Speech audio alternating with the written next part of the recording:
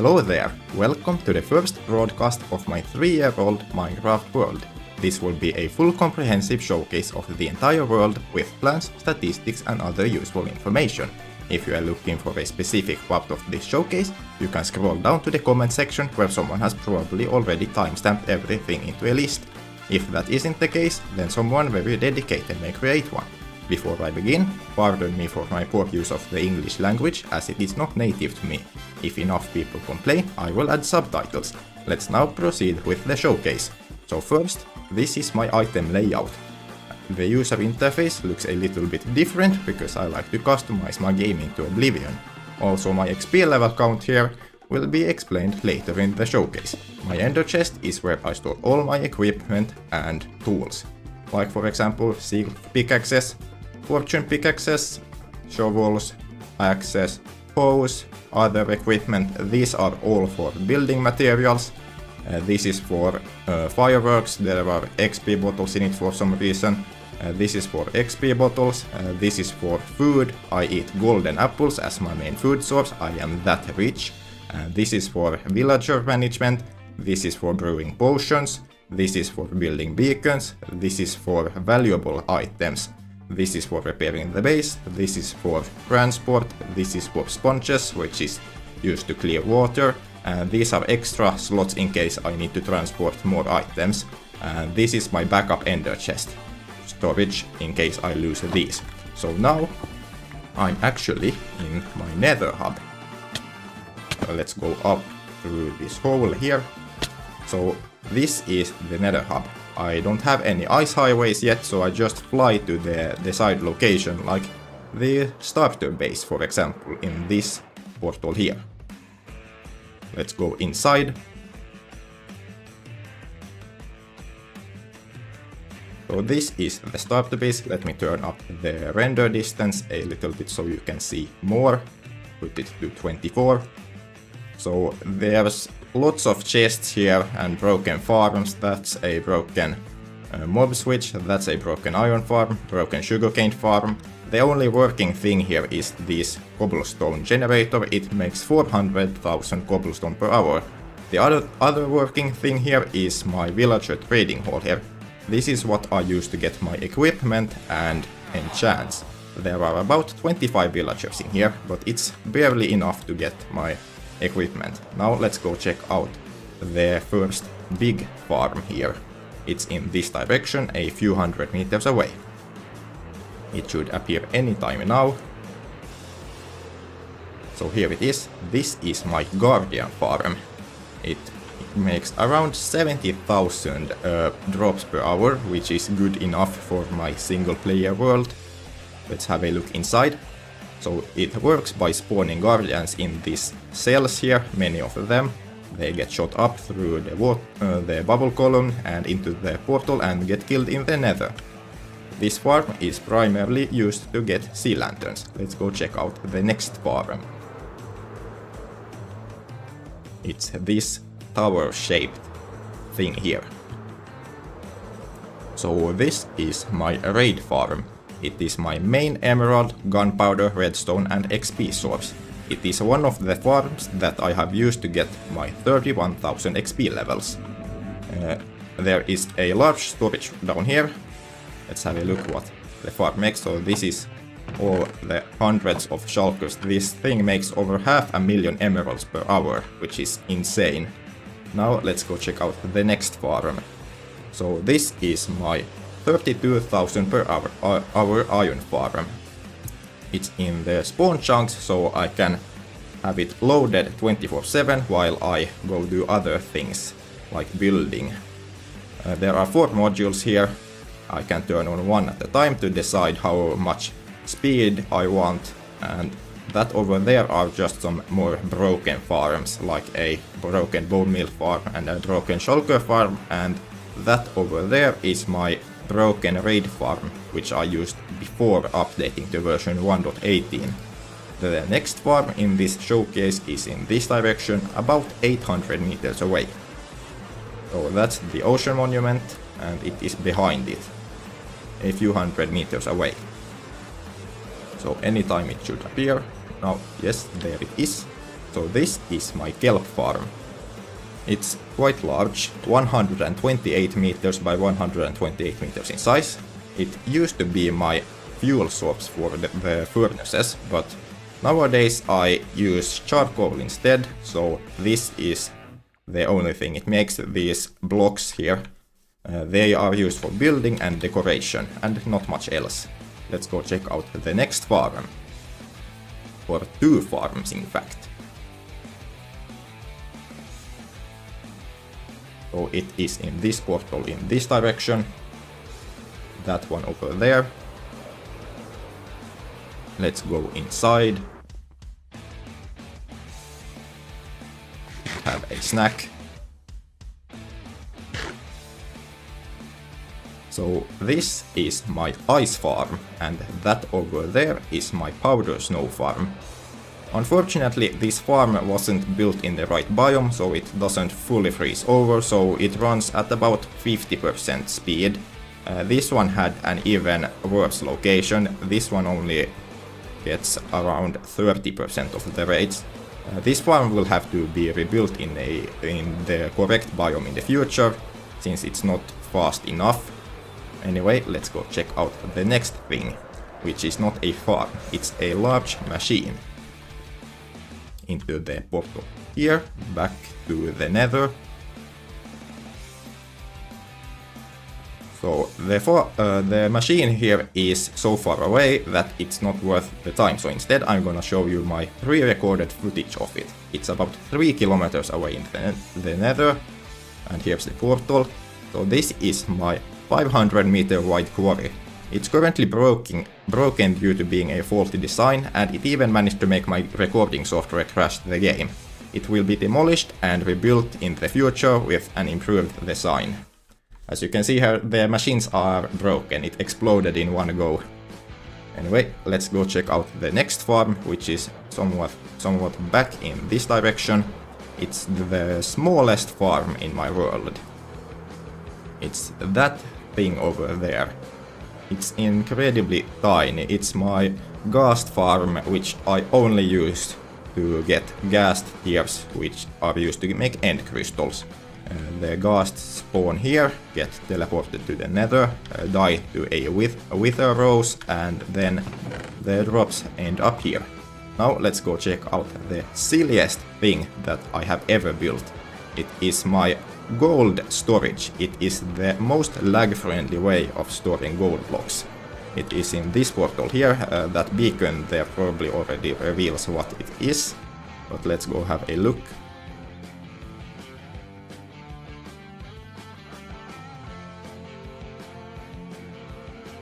So this is a 1:1 scale replica of that pyramid in Egypt. It is 145 meters tall, and it is completely solid filled from the bottom to the top. Below is a stupid machine that only makes a rainbow colored beacon beam. It used a lot of redstone components, and it's quite silly. The silliest machine ever. Unfortunately, this thing will have to be removed in the future, because I have planned to build my base in this area as well. It will be expanded to here, so it's gonna have to be recycled and fed to the piglins. The golden blocks that weren't able to fit in the pyramid are in here. There's an additional around 7 to 8 million. There's lots of shulkers filled to the brim with gold blocks. It's a minecart rail with around 100 something chest minecarts in here. Maybe several hundred, I don't know the exact amount anymore. Let's go back to the next thing, which is a few hundred blocks away in the nether in this direction. It's that portal there.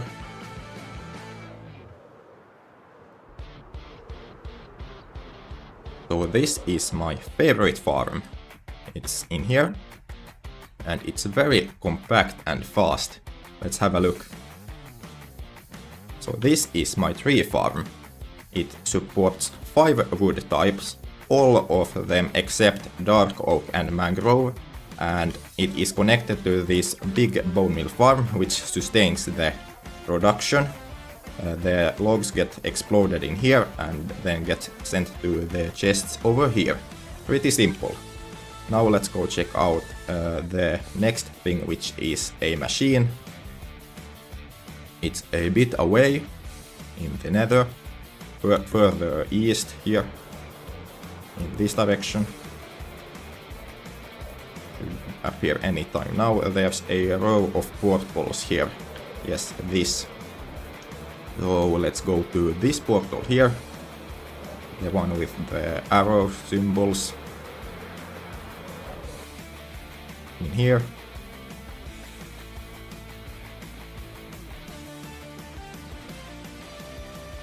So here's a mine shaft. It's my mine, which I have a large tunnel bore here.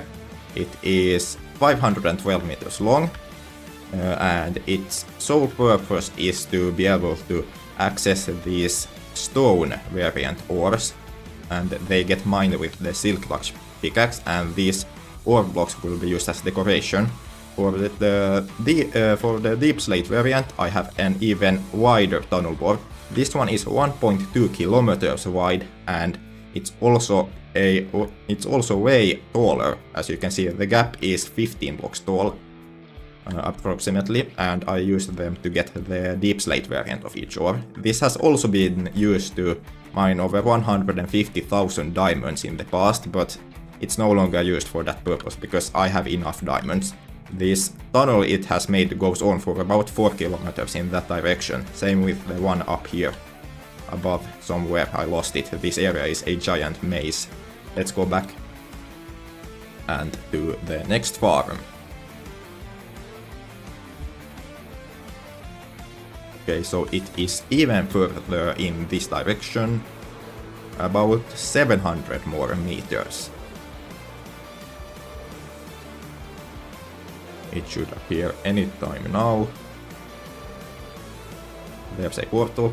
So this right here is my frog farm, the nether side of the frog farm, and that is a failed attempt at building it. So it works by spawning magma cubes inside these portals. The player stands up there, and let's go check out the overworld side through the portal.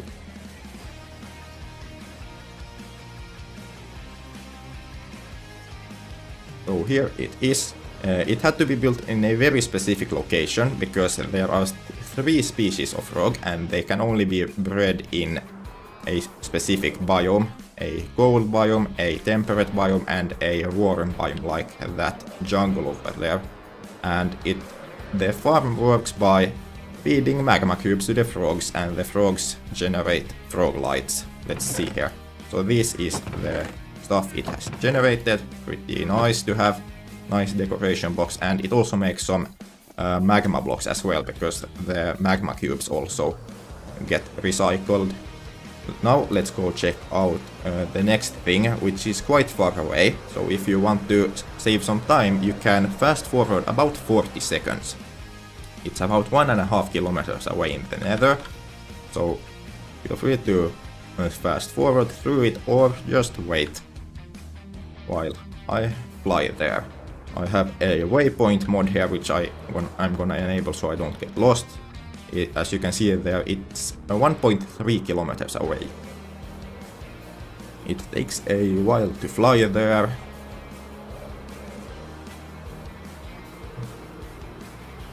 One kilometer to go.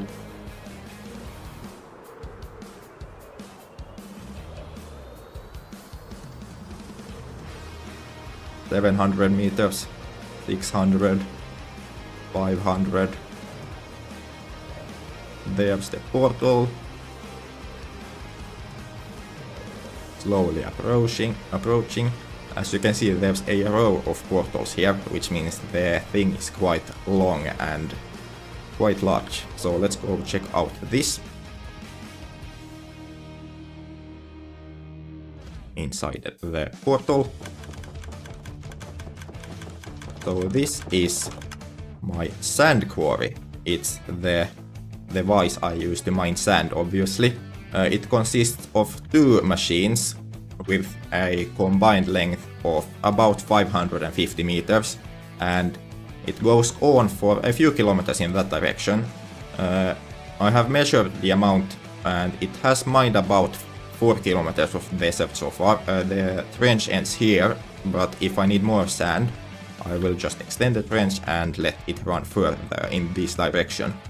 The sand quarry has generated about 5 million sand so far, which is a lot, but my base is way bigger than that, so it's gonna run out eventually in maybe like 2 to 3 years. Now let's go check out the biggest farm in this world, and my most used farm as well. It is 1 kilometer in this direction. Let's fly there slowly but surely.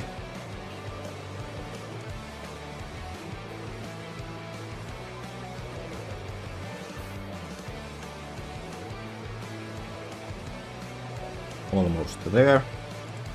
Here it is. So this is my gold farm. It is one of the XP sources that I have used to get my level count. It was run from level 0 to 29,000. The farm also makes 750,000 gold nuggets per hour, which is, I think, the third fastest in the game. And it's so big that it needed a nether perimeter below it. I have used a world eater here and a tunnel board to clear the area. It took a few hundred hours because the nether is insanely hard to clear because there's lava everywhere. Let's go check out the overworld side in this portal here.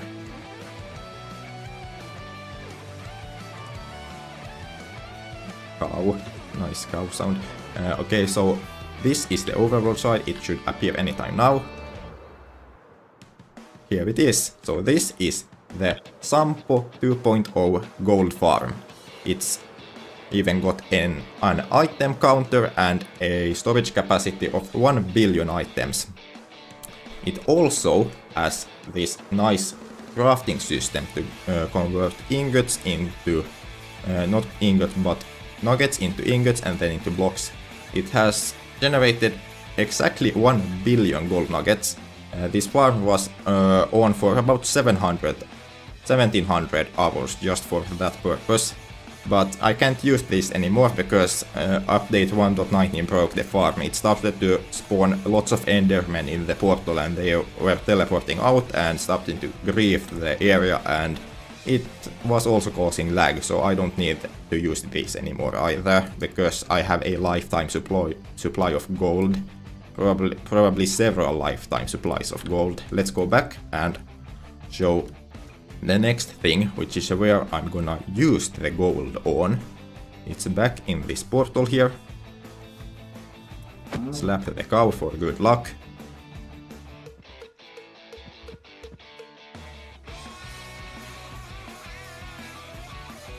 So it is behind the gold farm. This right here is the most scuffed piglin trade machine ever. Half of it isn't even working. There's a disconnected storage here, which sucks. It's just a redstone clock connected to a bunch of droppers, and here are the piglins. Their stuff just gets yeeted into this portal here. The thing has 200 piglins in total, which is quite a large amount. Let's go check out the overworld side. So here it is. So the storage is simple. The items get thrown into this water stream. They loop around one lap. Then the extra rubbish gets dumped into this lava pool here. And that's it for the item storage for the piglin trade machine. Let's go check out the next farm in the nether. Holy shit, this is loud. You don't have to listen to this because I have lowered the volume, luckily. So the next farm is behind the gold farm once again. It's 1 kilometer in this direction, 700 meters.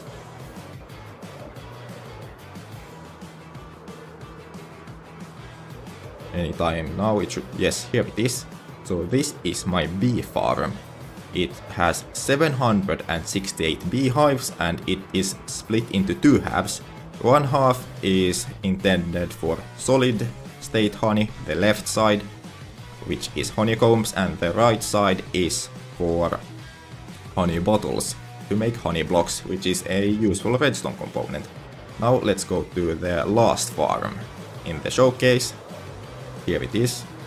It's the last farm, but not the last destination. There's lots of other things over there later. Let's go in here. So this is my flower farm that makes every flower in the game. It consists of 5 modules and it is connected to this very long bone meal farm, which makes almost 100,000 bone meal per hour. The farm actually uses that much, and the stuff gets collected into this storage here. It looks very pleasant because it blends into the environment very smoothly.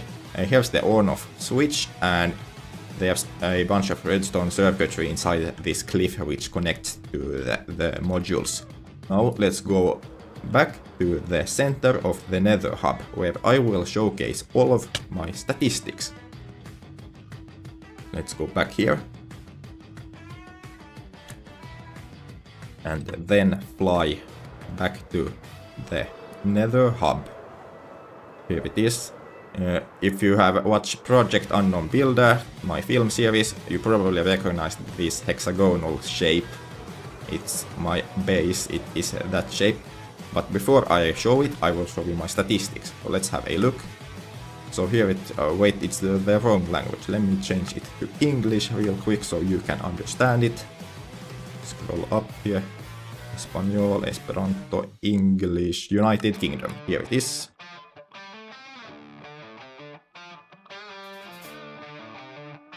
So, statistics, have a look. I will slowly scroll here. You can pause for a more detailed look.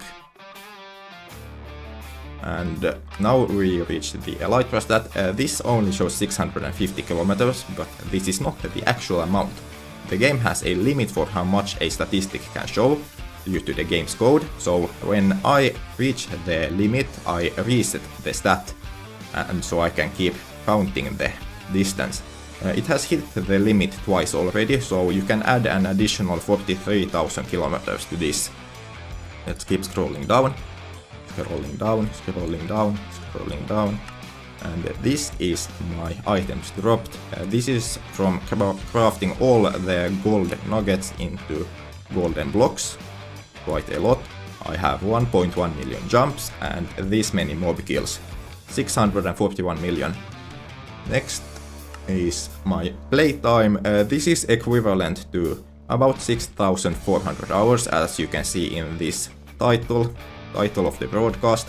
And then below is my time with my world open. The reason why it is so much greater than this is because instead of turning my computer off when I go to bed, I just leave the game on pause with the computer put in sleep mode, so it keeps counting this. Now let's check out the mob kill stats. So first you can see these many kills and 0 deaths. How cool is that? Not everyone has a 6,000 plus hour world with 0 deaths.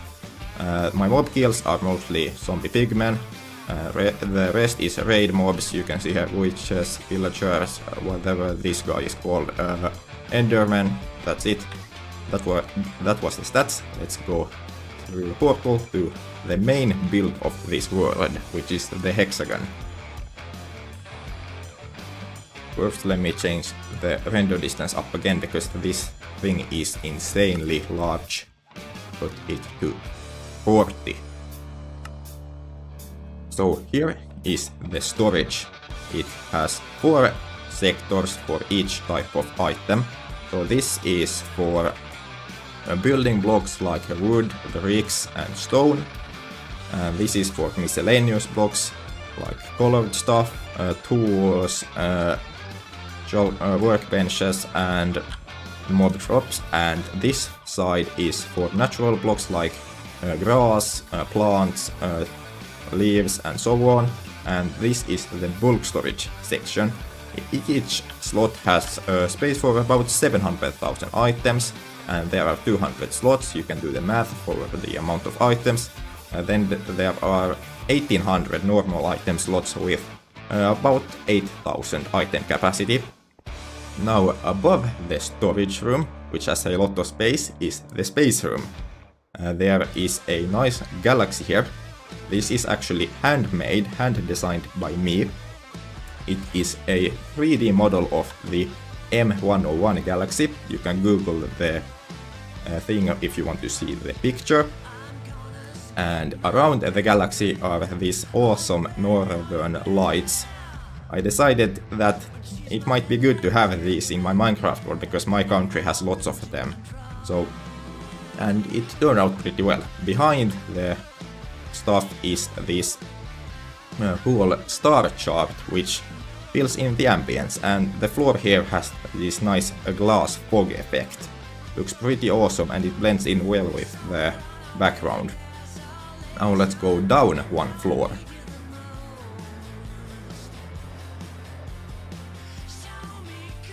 So this is my 4 pillars of useful machines. They literally keep the system standing because they are pillars. So this is the item input machine.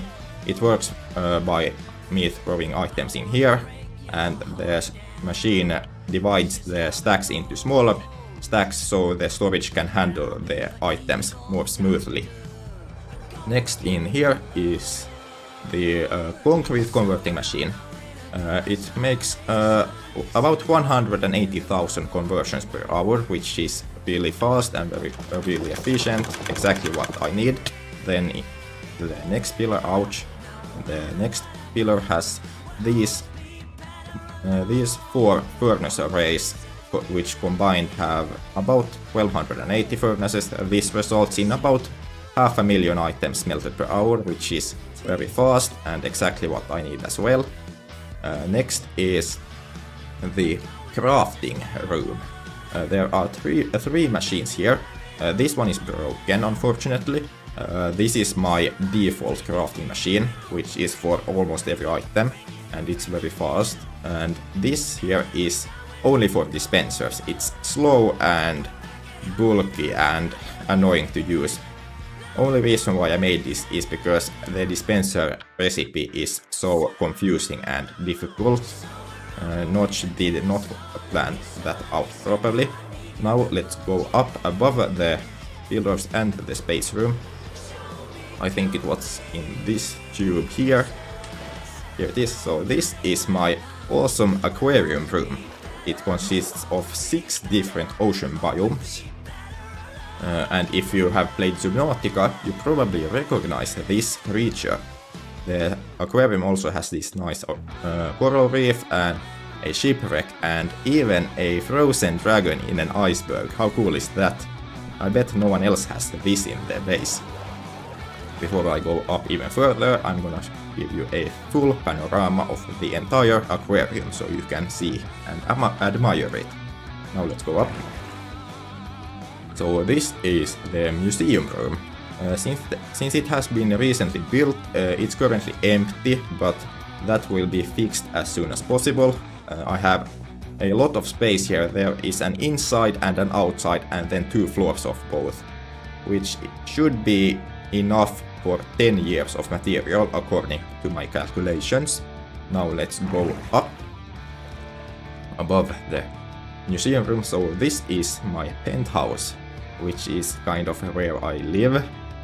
It doesn't really have that much of a use, but its only use is to be a decoration of my base and also a filming location for my videos. I also store this egg, which I forgot where I found this, but there are 4 floors. There is a swimming pool on this floor and a badminton pitch. Then there's a gym here on floor 3, and on floor 4 there is the bedroom. This part I actually use because I need to sleep, and this is the launch pad to the top. So this is the dome structure that goes around the entire pyramid. On the bottom of the dome structure are these tunnels here. It goes to the other perimeters. You can see number 1, this goes to perimeter number 1, number 2, and so on.